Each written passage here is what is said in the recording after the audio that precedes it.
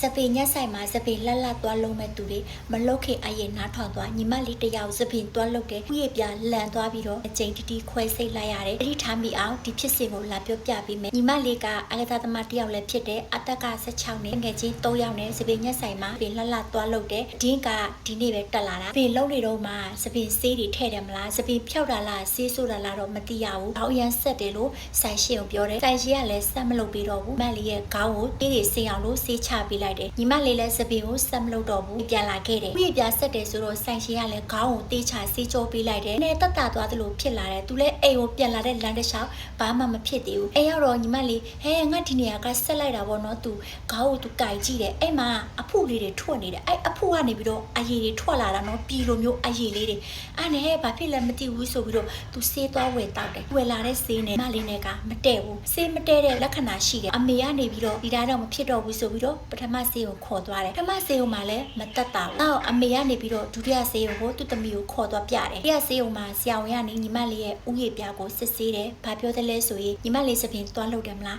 ဥယျာပြကဆက်ဖြင်းဖြင်းဖြစ်လာတယ်။ဒါကအိုးဝင်လာတာလို့ဆရာဝန်ကပြောပြတယ်။ဒီတိုင်းနေတော့မဖြစ်ဘူး။အိုးကဘလောက်အဆင့်ပြင်းလဲဆိုရင်အမှတ်3အဆင့်ရှိတယ်။ဆရာဝန်ကညီမလေးကိုနေအိမ်ပြန်လို့မရဘူး။ဆေးုံမှာကုသရမယ်။အမေကလည်းသမီးကိုစိတ်ပူတယ်မလား။ဒါဆိုရင်ဆရာသမီးလေးကိုပြအောင်ကုမယ်ဆိုပြီးတော့ဆေးုံမှာပဲညီမလေးကိုပေးနေတယ်ပေးအိတ်တယ်။ခွဲစိတ်ရမယ့်နေရာကဒီနေရာကိုခွဲစိတ်ရမှာ။ညီမလေးစပင်သွားလို့တော့ကဥယျာပြဆက်တယ်လို့ပြောတယ်မလား။ရေကြည်ဘူးတွေထွက်လာတဲ့အရာတဆင့်ပြီးတော့ပိုးဝင်သွားတာ။ဥယျာပြကပျက်စီးသွားတာ။နှစ်ကြိမ်တိတိခွဲစိတ်ရမယ်။ခွဲစိတ်ကုသခဲ့လဲဆိုရင်ဥယျာပြအစ်စ်ကပျက်စီးသွားတယ်သုံးမရတော့ဘူးဥယျာပြကိုဆရာဝန်ကဖယ်ထုတ်ရမှာနဲ့အစာတို့ဥတာခဲ့တယ်လဲဆိုရင်ညီမလေးရဲ့ခြေတလုံးအသားကိုယူတယ်အဲ့အသားကိုပြန်ခွဲစိတ်တယ်ဥယျာပြမှာလာပြီးတော့တက်တယ်ပျက်စီးသွားတဲ့ဥယျာပြနေရာမှာအစာထိုးလိုက်တာပေါ့ရှင်ဒီကလည်းညီမလေးလှုပ်ခဲ့တဲ့စပင်ညက်ဆိုင်ရာဆိုင်ရှင်ကိုသွားမိတယ်ဘာကြောင့်ဒီလိုမျိုးဖြစ်သွားတာလဲဆိုတော့ဆိုင်ရှင်ကလည်းသူလည်းမပြောပြတတ်ဘူးသူဆိုင်မှာလှုပ်လို့ဒီလိုမျိုးပျက်စီးသွားတဲ့အတွက်ပေါ့နော်သူအားလုံးတာဝန်ယူမယ်